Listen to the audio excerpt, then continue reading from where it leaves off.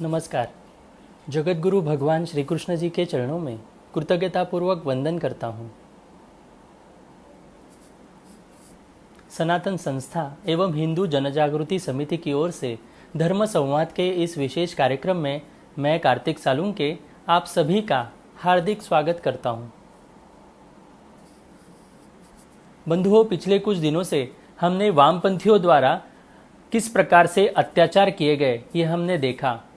विदेश में ही नहीं तो भारत देश में भी स्वतंत्रता के उपरांत किस प्रकार से इन वामपंथियों ने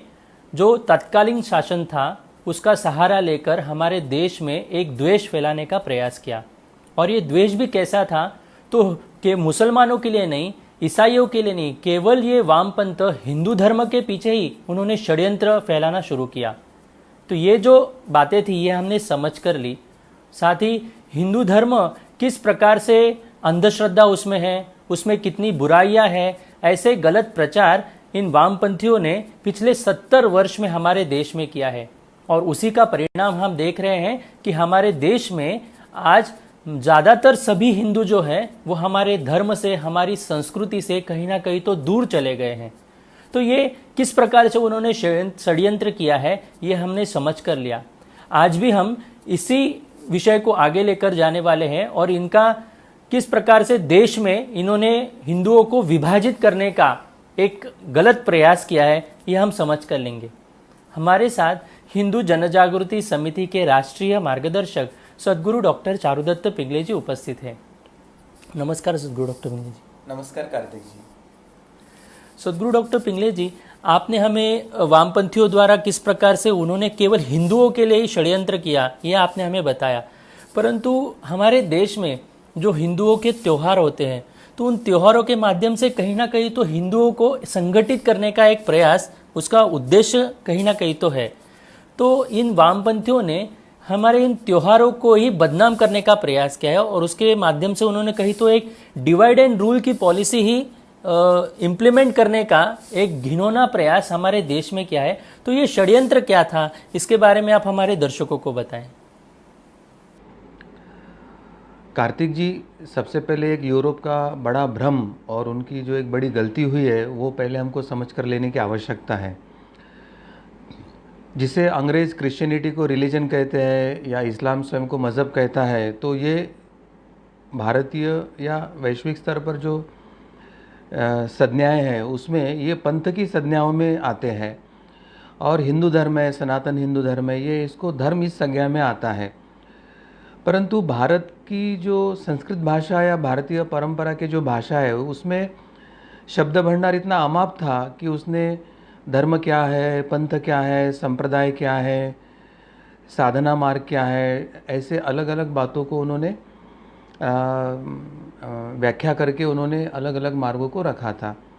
अब यूरोप को एक ही पता था रिलीजन, और वो एक ही किसी बात को मानते थे, तो उनके कल्पना में धर्म क्या है ये उनके दिमाग में आना संभव ही नहीं था। तो उनके भाषा के शब्द भंडार में धर्म के लिए कोई पर्यायवाचक शब्द ही नहीं था। और अधिकतर भारत के आध्यात्मिक क्षेत्र के या अन्य साहित्य के क्षेत्र के अनेक जो शब्द ऐसे हैं जिसको पर्यायवाचक शब्द अंग्रेजी भाषा में है ही नहीं। तो भाषा में अभिव्यक्ति की मर्यादा, शब्द भंडारों की मर्यादा अंग्रेजी की और यूरोप के चिंतन और विचार मनन की मर्यादा के कारण वे रिलीजन, मज़हब और धर्म इसका भेद वो समझ नहीं पाए थे। और कार्ल मार्क्स ने क्रिश्चियनिटी में जो एक अपप्रवृत्ति थी, उसमें जो अवैज्ञानिक बातें कही थी, उसमें जो झूठे बातें कही थी, और क्रिश्चियनिटी में जो एक अनन्वित अत्याचार करने की प्रवृत्ति थी लोगों पर, तो उसके विरोध में ये एक बंड करके वामपंथ का उदय हुआ था। और जो कार्ल मार्क्स कभी भारत में नहीं आया, जिसको भारत में धर्म क्या है, भारत की समाज व्यवस्था क्या है, चातुर्वर्ण ये सिस्टम क्या है, गुण कर्म के आधार पर कौशल्य और उसमें श्रम विभाजन की क्या कल्पना है, वो समझ ही नहीं पाया है। और जिस तरह से यूरोप में उसने रिलीजन को उसमें अफीम की गोली माना, तो प्रत्यक्ष में धर्म या अफीम की गोली नहीं थी, फिर भी इक्विवेलेंट मानकर उन्होंने धर्म को भी अफीम की गोली बताकर भारत में एक षड्यंत्र करके भ्रम फैलाने का बड़ा प्रयास किया गया। तो इसके संदर्भ में अभी कुछ वर्ष पूर्व यूरोप के जो तथाकथित बुद्धिवादी है या जो अभ्यासक है या इंटेलेक्चुअल्स है, इन्होंने अभी अभी इस बात को समझ के लिया है कि religion is a different thing and dharma is a different thing. Religion is to relegate, to come down, यानी डिमोशन जिसमें अधोगति होती है उसको रिलीजन कहते हैं। और धर्म तो उसके इसके पहले रिलीजन, मज़हब और धर्म उन्होंने इक्विवेलेंट करके एक ही व्याख्या में बिठाया था। और यही भ्रम का कारण था कि कार्ल मार्क्स या वामपंथियों ने भी रिलीजन के जो एट्रोसिटीज़ थे, इंग्लैंड में चर्च ने जो एट्रोसिटीज़ किया था उसको भारत में बिना देखे लागू करके भारत को डिवाइड एंड रूल करके भारत में विभाजन का जो प्रयास किया, ये एक बड़ा षड्यंत्र हुआ था। अभी रिलीजन की व्याख्या क्या किया है, जिसका फाउंडर कोई एक मनुष्य है, जैसे ईसाइत का अगर देखते तो जीसस क्राइस्ट को वो मानते हैं और उनका एक ही होली बुक है और वो होली बुक एक ही होगा और वो कंपलसरी होगा सबको मानना। वो कहते हैं कि ये एक ही पाथ है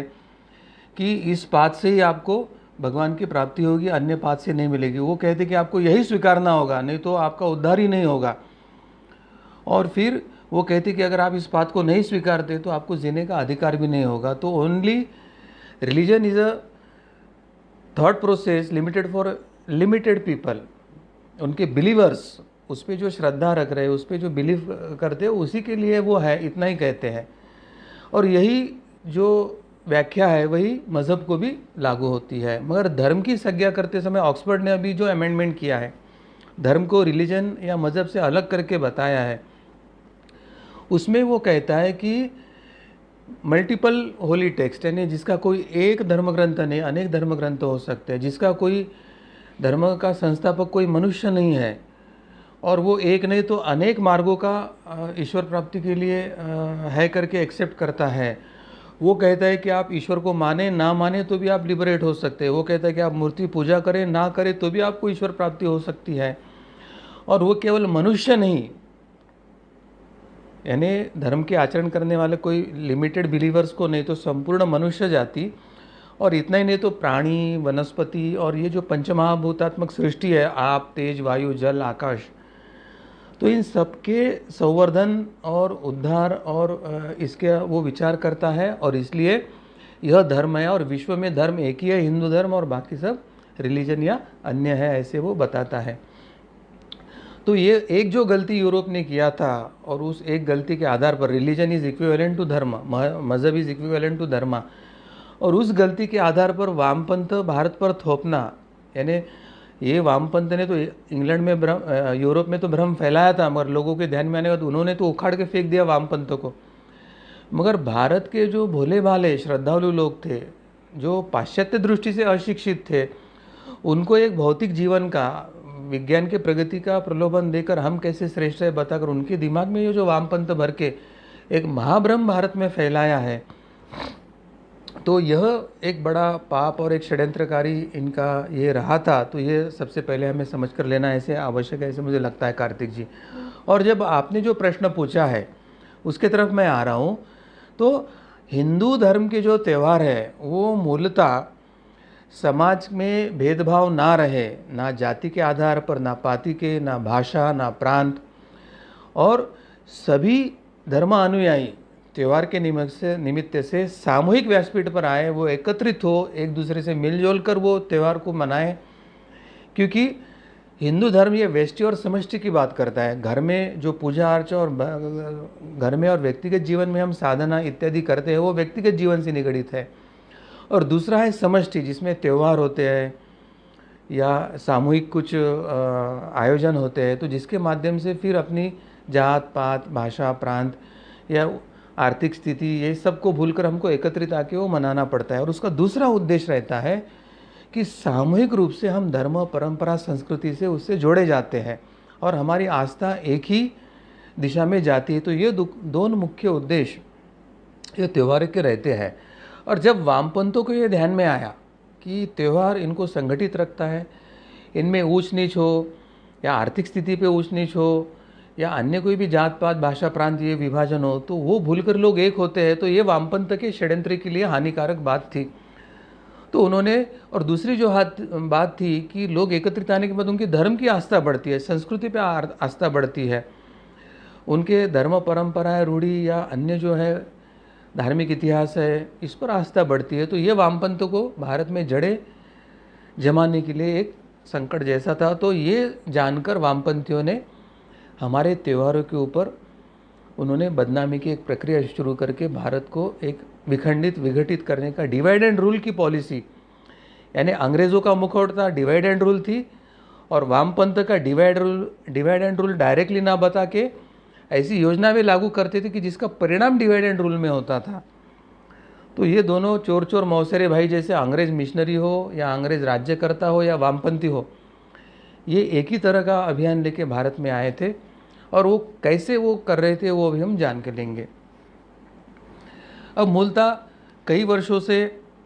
भारत की भी परंपरा में या वैश्विक परंपरा में भी सिखाया जाता है कि भारत यह एक त्योहारों का देश है। साल में से 365 में से आधे यानी 180 दिन तो भी भारत में त्यौहार मनाए जाते हैं। यानी साल में से आधे दिन व्यक्तिगत जीवन को त्याग कर सभी हिंदू जात पात आर्थिक स्थिति भाषा प्रांत को भूलकर एकत्रीकरण की प्रक्रिया उनकी हो रही थी। तो ये उसका फल भी था। मगर पिछले कुछ समय से हमें यह देखने में आ रहा है कि धीरे धीरे ये सामूहिक त्योहारों की परंपरा खत्म होने जा रही है। और या यूँ कहिए कि कुछ अति बुद्धिजीवी जो है उनको इन धर्मों को बदनाम करने की साजिश की जा रही है। और ये बुद्धिजीवियों को बदनाम करने की साजिश के पहले सबसे पहले हमारे ये जो सेकुलर राज्यकर्ता थे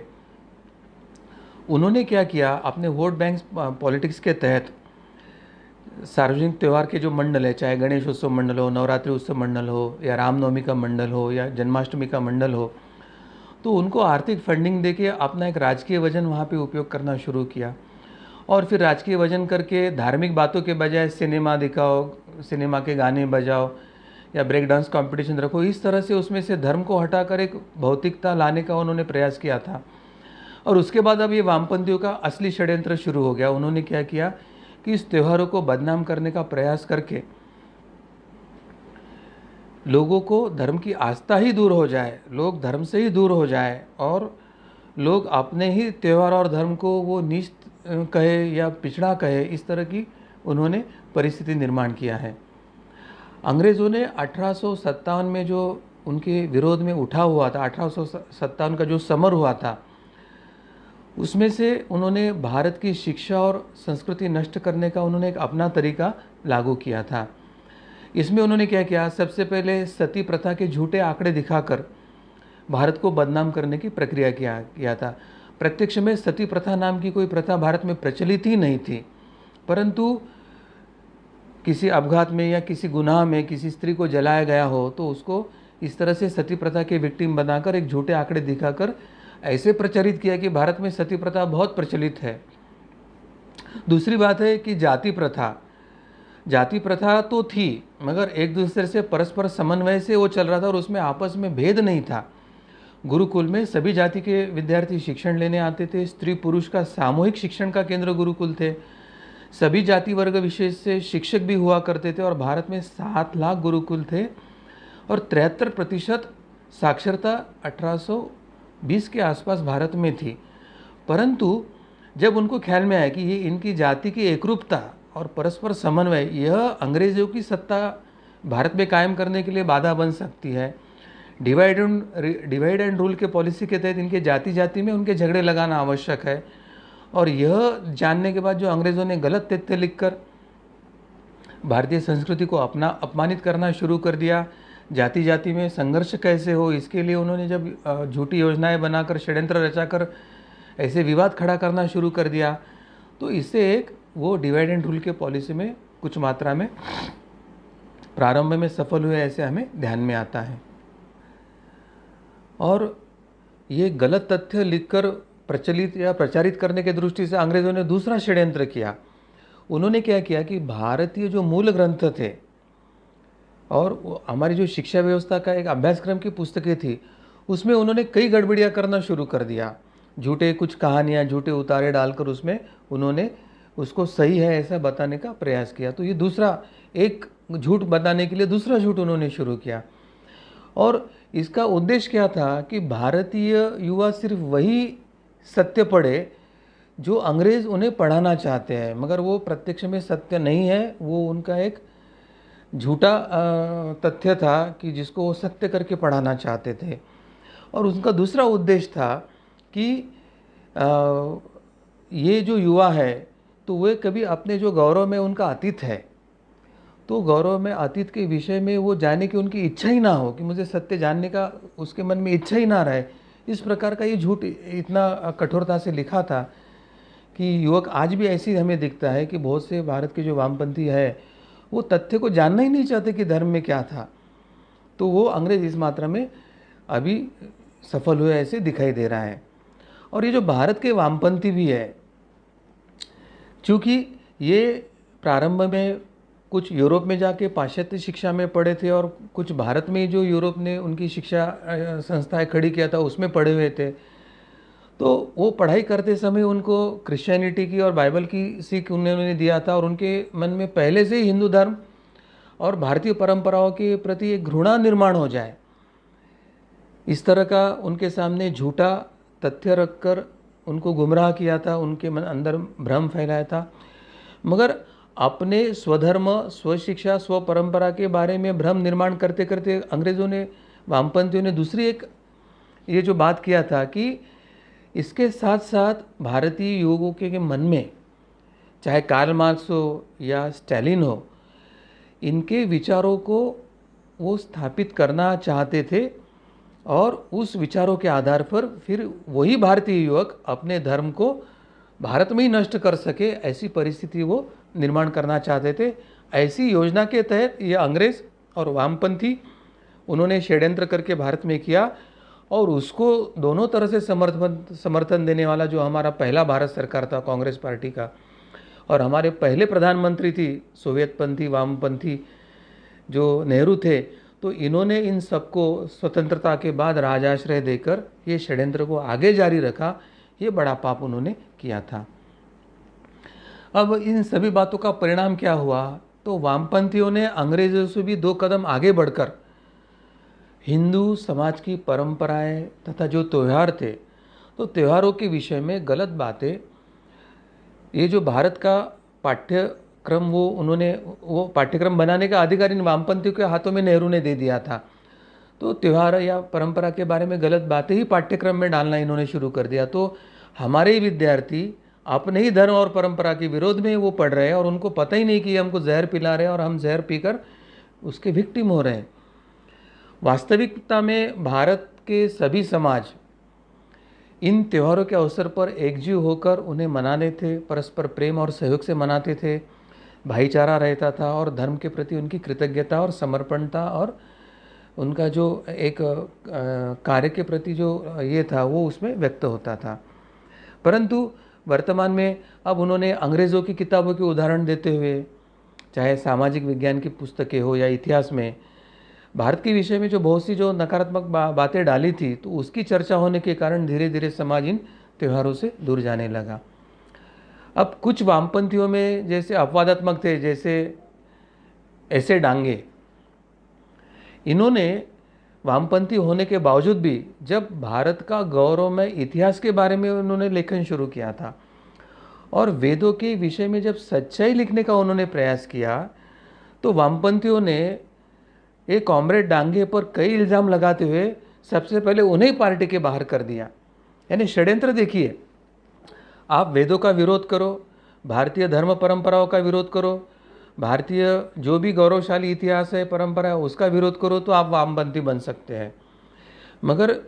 कॉमरेड डांगे को जब ये तथ्य पता चला कि वामपंथी का कुछ तो गलत दिशा जा रही है करके उन्होंने जब वेद और गौरवशाली परंपरा के बारे में लेखन शुरू किया, तो वामपंथियों ने सबसे पहले कॉमरेड डांगे को ही हटाया पार्टी से और उन पर गलत गलत इल्ज़ाम लगाए।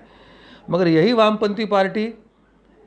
जातीय धर्म के आधार पर पाकिस्तान का समर्थन करती है, जिना के पीछे खड़ी होती है, मुस्लिम लीग के साथ वो टाइप होती है और भारत तेरे टुकड़े होने वाले गैंग के टुकड़े गैंग के साथ वो मिलती है, कश्मीर तेरे आज़ादी तक वो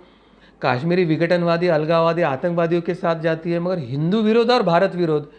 यही केंद्र बिंदु रख के ये वामपंथी कार्य कर रहे हैं। अब कॉमरेड डांगे को पार्टी से निकालने के पीछे मूल कारण था कि केरल के जो वामपंथियों की जो लॉबी थी तो वो वहाँ के जो जिहादी चरमपंथी थे केरल के या ईसाई मिशनरी थे, तो उन दोनों के साथ इन वामपंथी लॉबी की काफ़ी नज़दीकियाँ थी। और अगर कॉमरेड डांगे वेद या हिंदुओं की गौरवशाली परंपरा लिखेंगे तो केरल के जिहादी जो गुट है वामपंथी के साथ जुड़ा हुआ, या ईसाई मिशनरियों का जो गुट है जो वामपंथियों के आड़ में अपने मिशनरी कार्य करके वहाँ से पूरे भारत में और फिर अन्य देशों में ईसाई मिशनरी भेज के कन्वर्शन का काम कर रहे थे, तो उनका समर्थन या फंडिंग दोनों ये वामपंथी खोना नहीं चाहते थे। तो देखो, वामपंथ यानी हिंदू विरोध, इस्लाम और क्रिश्चियनिटी का समर्थन या तुष्टिकरण। वामपंथ यानी भारत विरोध, पाकिस्तान का समर्थन या कश्मीर के आज़ादी का समर्थन, या जो हैदराबाद का निज़ाम था उसका भारत के विलीनीकरण को जो विरोध था उसका समर्थन। यानी उनकी वामपंथियों की विचारधारा क्लियर होती है कि वामपंथ का विचारधारा यानी केवल हिंदू विरोध और भारत विरोध है, और हमारे ही छाती पे रह के, भारत में ही रह के, भारत और बहुसंख्यक हिंदुओं के ही विरोध में वो कार्य कर रहे हैं। तो हमने ये जो एक कैंसर और कीड़े को, वायरस को पाल के रखा है, अब उसको कहीं तो भी साफ़ सफाई करने की आवश्यकता है, भारत से इनको भगाने की आवश्यकता है। इसके दृष्टि से भारत सरकार ने सभी जो जिम्मेदार इतिहासकार है, शिक्षाविद है, उन्होंने इसके बारे में गहन विचार करने की आवश्यकता है, ऐसे मुझे लगता है। और इसलिए ये कम्युनिस्टों ने सबसे बड़ा षड्यंत्र क्या किया कि कोई भी त्यौहार आने के पहले वो त्योहारों के खिलाफ जनमत करने के लिए उस त्योहारों के विरोध में कुछ कुछ अटपटी बातें जो सच नहीं झूठ है उसको प्रसिद्ध करके हिंदुओं को दो खेमों में बांटने का वो प्रयास करते हैं। एक जो धर्म के समर्थन में आता है और दूसरा जो बॉर्डर लाइन रहता है, जिसको धर्म शिक्षा नहीं मिली है, जिसके धर्म पर आस्था कम है, जो वामपंथी या पश्चिमी शिक्षा के प्रभाव में आके अपने धर्म के बारे में बुरा कहता है, तो वो अपने कुतर्क लगाकर वह उस धर्म त्यौहार को विरोध करना शुरू करता है और वामपंथी अपने षड्यंत्र में यशस्वी हो जाते हैं, क्योंकि उनका उद्देश्य रहता है कि हिंदुओं को अलग अलग मुद्दों पर दो खेमों में बांटकर हिंदुओं को डिवाइड करे, रूल करे और अपनी वामपंथ की जड़ें वहाँ पर वो स्थिर करे। और वे इस तरह से तर्कपूर्ण ढंग से वो रखते हैं सूत्र कि जिनको धर्म शिक्षा नहीं है, धर्म के बारे में ज्ञान नहीं है, या संस्कार में जिनको धर्म परंपरा का ज्ञान नहीं मिला है, तो ऐसे हिंदू बच्चे भी इनके कंधे से कंधा मिलाकर अपने ही धर्म और त्योहारों को कोसने के लिए पीछे भी नहीं रहते और चुकते भी नहीं है। और इसमें से काफ़ी सेकुलर या सेकुलर वामपंथी हिंदुओं के कई गट ऐसे उभरे हैं कि जो केवल हिंदू धर्म पर ही टीका करते हैं, हिंदू धर्म को ही कोसते हैं, नीचे दिखाने का प्रयास करते हैं। और ये जो सेकुलर वामपंथी हिंदू गट है, ये इस्लाम की कोई कुरीति या क्रिश्चियनिटी की कोई कुरीति या धर्मांतरण के प्रयासों पर वो कोई टीका टिप्पणी नहीं करते, चुप्पी साध के रहते हैं। तो एक तरह से ये सेकुलर और वामपंथी हिंदू ये एक तरह से अहिंदू ही हो गए हैं, और वो एक तरह से मुस्लिम या क्रिश्चियनिटी के पंथ के समर्थक बन गए हैं। इस तरह से हो गए, यानी केवल उनका अधिकृत ही धर्मांतरण बाकी है क्या, ऐसा प्रश्न धर्म प्रेमी हिंदुओं के मन में आ रहा है। तो ये एक बड़ा विचित्र स्थिति हिंदुओं के अंतर में निर्माण हुई है। अब इसके कुछ उदाहरण मैं आपके सामने प्रत्यक्ष रखना चाहता हूँ कि ये वामपंथियों का षड्यंत्र कैसे होता है और कैसे एक व्यवहारिक या दृश्य तर्क के आधार पर वो ये अपनी बात रखते हैं। और फिर ऐसी बात रखते समय वो केवल हिंदू त्यौहार या धर्म को ही कैसे टारगेट करते हैं,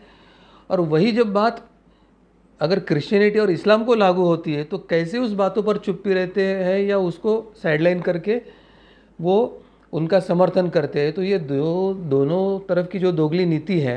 वो हमको अभ्यास करने की आवश्यकता है। अब जैसे दिवाली आने के बाद वायु प्रदूषण का वो सूत्र लेते हैं और दिवाली के समय पटाखे फोड़े जाते हैं और पटाखों से वायु प्रदूषण होता है, ऐसे वे बोलते हैं। दूसरा जो है कि होली का त्यौहार आता है तो होली में पानी बर्बाद होता है, ऐसे वो चिल्लाना शुरू करते हैं। शिवरात्रि का अगर त्यौहार आता है तो शिवरात्रि में शिवपिंडी पर दूध चढ़ाने से दूध बर्बाद होता है, ऐसे वे कहते हैं। या गणेशोत्सव या नवरात्रि उत्सव आता है तो गणेशोत्सव नवरात्रि उत्सव में मूर्ति विसर्जन के कारण जल प्रदूषण होता है, ऐसे वे चिल्लाना शुरू करते हैं। अब जैसे सनातन धर्म पितरों को मानता है, पुनर्जन्म को मानता है, तो पूर्वजों के लिए पितृपक्ष में कुछ ना कुछ विधि करने की आवश्यकता है। तो पितरों के लिए कुछ विधि आवश्यक नहीं है, इस तरह का भी एक अभियान वे छेड़ते हैं। अब हिंदुओं में दाह संस्कार होता है और बाकी जगह दफन होते हैं, परंतु दाह संस्कार से वायु प्रदूषण होता है, इस प्रकार का वो अपप्रचार करते हैं। मगर दफन करने से धीरे धीरे बड़े बड़े शहर कब्रस्तान में बदल रहे हैं, और कुछ दिन के बाद पृथ्वी पर मनुष्यों को रहने के लिए जगह मिलेगी या नहीं, या पूरे पृथ्वी को ही कब्रस्तान बनाना चाहते हैं, इसके बारे में मात्र वो चुप्पी साध के रहते हैं। और यही जो जैसे दिवाली का है और पटाखों का प्रदूषण की वो बात करते हैं और हिंदू धर्म के त्योहारों को टारगेट करते हैं, और पूरी मीडिया है, पूरे जो सेकुलर वामपंथी हिंदुओं के गुट है और पूरे सेकुलर वामपंथी गैर हिंदू और हिंदू विरोधी गुट है, वो भी उसमें शामिल होते हैं। कुछ लोग न्यायालय में जाते हैं तो न्यायालय पर वामपंथ का प्रभाव है, तो उनको केवल दिवाली का ही प्रदूषण दिखता है, वायु प्रदूषण अन्य दिखता ही नहीं, और वे दिवाली जैसे त्योहारों पर आघात करते हैं। मगर यह वायु प्रदूषण की बात करने वाले 25 दिसंबर या एक क्रिसमस के दिन जो बड़ा पटाखों का जो जलाना होता है, या 31 दिसंबर के रात को अंग्रेजी नववर्ष का जब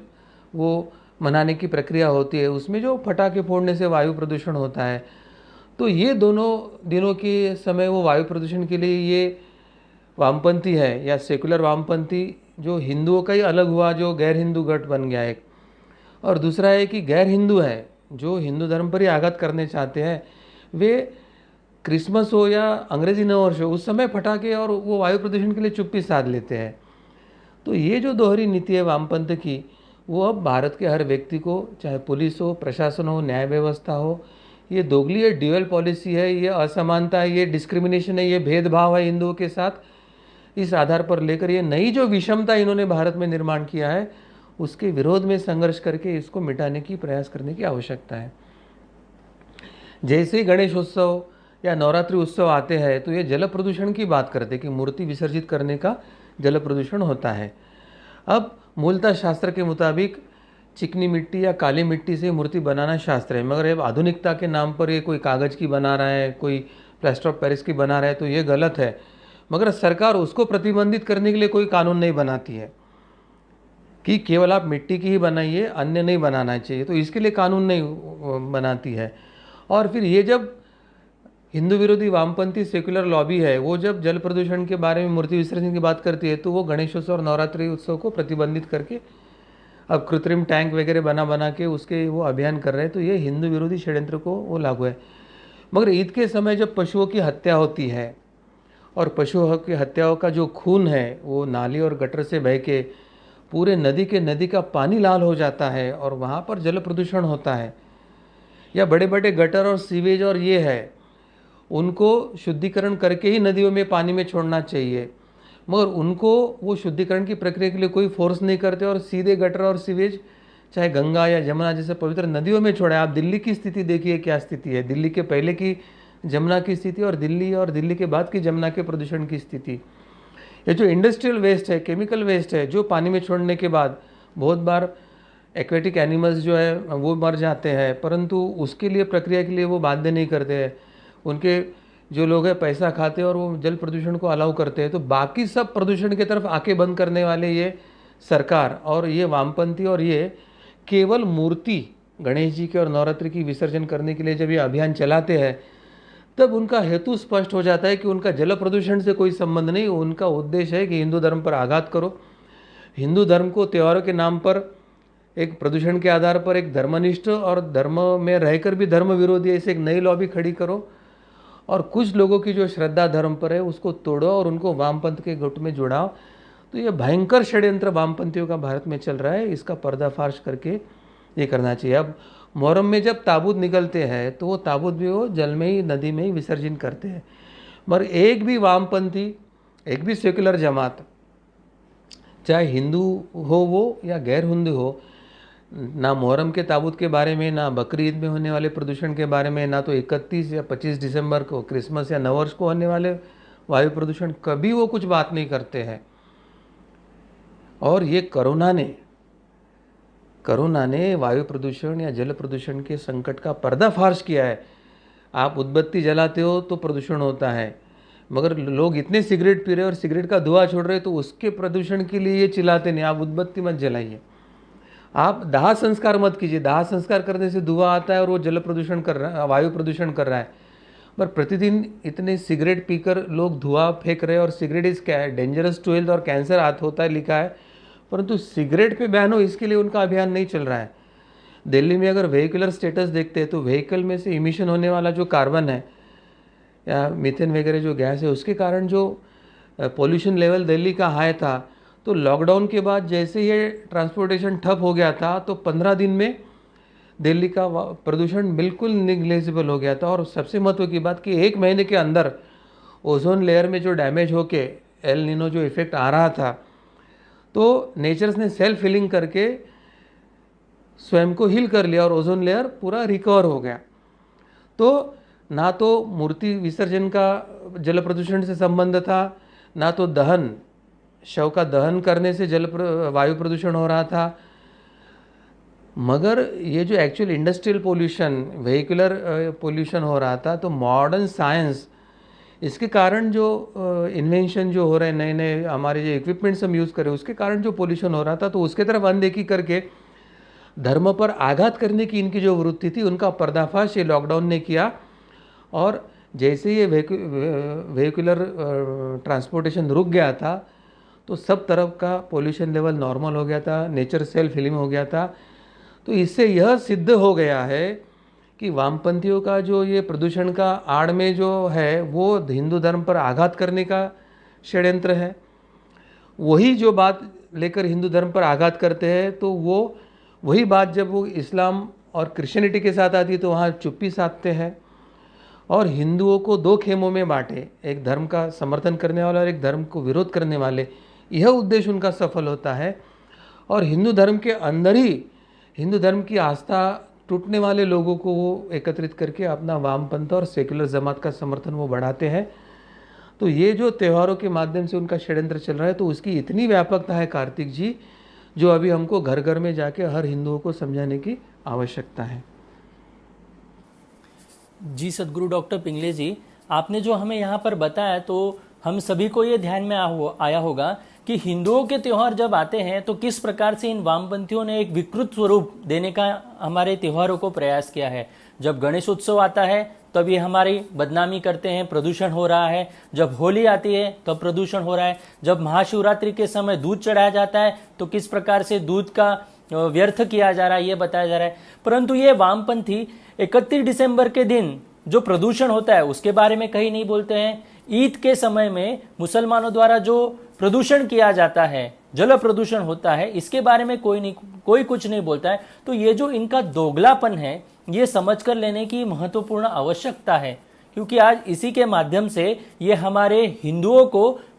अपने धर्म से और संस्कृति से दूर करने का ये प्रयास कर रहे हैं। तो ये षड्यंत्र हम समझ कर लेंगे और ये जो महत्वपूर्ण विषय आज हम यहाँ पर इस धर्म संवाद के माध्यम से ले रहे हैं, इसको अधिक से अधिक लोगों तक पहुँचाने का प्रयास करें। मैं सभी से ये निवेदन करता हूँ, जो दर्शक फेसबुक लाइव के माध्यम से देख रहे हैं वो कृपया वॉच पार्टी करें, तथा यूट्यूब के माध्यम से जो हमारे दर्शक देख रहे हैं वो अधिक से अधिक इसे शेयर कीजिए और अधिक से अधिक लोगों तक ये जानकारी पहुँचाने का प्रयास करें।